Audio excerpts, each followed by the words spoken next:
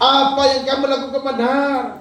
Kita sedang berkata, saya tidak mau dosa yang kamu lakukan terhadap saya, menguasai hidup saya. Tidak demikian. Saudara kita kasih Tuhan, mengampuni berarti menyerahkan hak untuk Tuhan punya wewenang. Tugas kita adalah bagaimana kita melepaskan yang namanya pengampun. Seringkali terjadi rumah tangga tidak sadar kata-kata suami membuat istri kecewa, terluka dan lain sebagainya. Tidak sadar kata-kata istri ketika suami pulang kerja, kata-kata membuat kita kecewa, kata-kata membuat kita terluka, tersebut lain sebagainya. Tetapi hari ini dengar baik-baik. Kasih memiliki kepada kita, Bapak. Kasih itu teruslah menenangkan kasih, terus tabur kasih. Saya mau bilang bahwa kepahitan itu sebuah penjara. Ada orang-orang yang hidup dalam kepahitan dari kecil, dari muda, ya, bahkan sampai menikah pun dia menyimpan kepahitan. Satu kali kelak Bapak Ibu, saya mengajar katekisasi tentang pengampunan. Ada satu anak cewek yang dari NTT, dia menangis ketika saya mengajar katekisasi. Setelah katekisasi selesai, saya panggil dia. Saya bilang, kenapa? Pak, saya orang yang sampai hari ini masih menyimpan kepahitan sama orang tua saya. Ceritanya begini Bapak Ibu, waktu dia dalam rahim, dalam kandungan ibu, bapaknya tidak bertanggung jawab. Akhirnya dia lahir dari seorang ibu, ibunya merawat dia. Berjalannya waktu, ibunya nikah lagi, punya suami, ya, bapak tiri seperti itu, ya. Nah, mamanya punya anak lagi, artinya dia punya adik-adik tiri. Sehingga cerita, ketika adik-adik tirinya itu semua yang bertanggung jawab adalah kakak yang tadi itu, yang hidup tanpa ayah tadi itu. Dia merasa bahwa kenapa adik-adik tiri saya perlakuan seperti ini? Harus dia cuci pakaian, setir pakaian, siapkan mereka makan ke sekolah, sedangkan saya sendiri tidak sekolah lagi.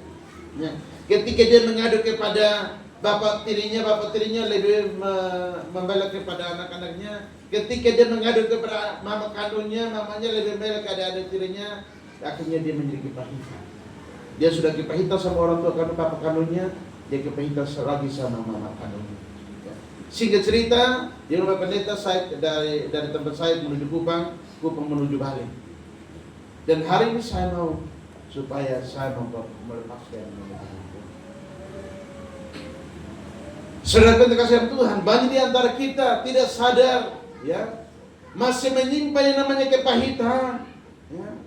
Mungkin ada orang bicara secara fisik bebas, tetapi hatinya masih berada dalam penjara masa lalu. Ya, ia terus mengingat, ya, dia yang pernah menyakiti saya, dia yang pernah mempermuka saya, dia yang pernah melukai saya, dia yang pernah mengecewakan saya. Setiap kali mengingatnya, luka selalu kembali terbuka. Tetapi karena pengampunan bukan hanya membahaskan orang lain, pengampunan juga membahaskan kehidupan kita. Bapak Mama, saudara-saudara kita kasih Tuhan, ketika kita mengampuni, maka kita bebas, kita tidak terpenjara lagi. Ya, ketika kita melepaskan pengampunan, ya. Mungkin kalau saya khotbah di anak-anak muda, saya mau tanya sakitnya di mana? Sakitnya di sini. Tetapi hari saya mau berkata, tugas kita adalah melepaskan yang namanya pengampunan. Bapak Ibu sudah kita kasih Tuhan. Ada seseorang yang tiap hari ketika dia kecewa terluka, dia ambil batu dan simpan dalam tas. Setiap hari kalau dia kecewa, dia ambil satu batu dan simpan dalam tas. Ya. Dia tiap hari pikul di tas kemana-mana. Kalau dia kecewa orang, dia terluka dari orang, ya, dia ambil satu batu dan taruh di tas. Dari hari ke hari, minggu ke minggu, bulan ke bulan, lama-lama tas ini penuh dengan batu-batu kecil. Semakin berat Bapak Ibu. Saya hanya bilang kepada kita bahwa itulah orang-orang yang memiliki akar kepahitan. Semakin kita kepahitan kepada banyak orang, beban kita semakin berat. Tetapi ketika engkau melepaskan keringat kita, maka engkau akan merasa. Demikian pula saya mengatakan bahwa, ya, kita menjadi sedang menghukum orang lain, padahal kita sendiri terus membawa beban. Pengampunan adalah ketika kita mulai meletakkan batu-batu di hadapan Tuhan. Nah, dengan demikian Kita mengampuni karena kita telah terlebih dulu diampuni. Kita mengampuni karena Allah lebih dulu mengampuni saya dan saudara.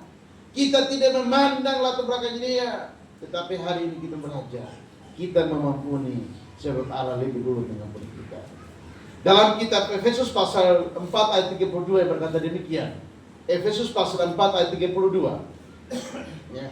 Alkitab berkata, tetapi hendaklah kamu ramah seorang terhadap yang lain, penuh kasih mesra dan saling mengampuni, sebagaimana Allah dan Kristus telah mengampuni kamu.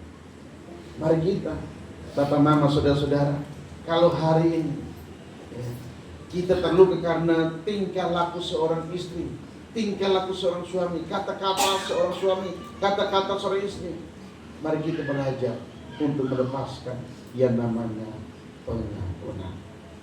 Saudara kita kasih Tuhan, bukankah Yesus dikasih berkata, ya Bapa, ampunilah mereka. Perkataan ke-6, sudah selesai, sudah genap, tetelestai, semuanya sudah selesai. Kalau Tuhan sudah tuntaskan setiap dosa kita, maka hari itu saya mau katakan, tuntaskan hubungan kita dengan orang lain. Kalau Yesus dapat mengampuni kasih, maka kita belajar. Kita berkata, Tuhan, saya menyerahkan luka ini kepada-Mu. Maka poin yang terakhir adalah kasih dan pengampunan memulihkan.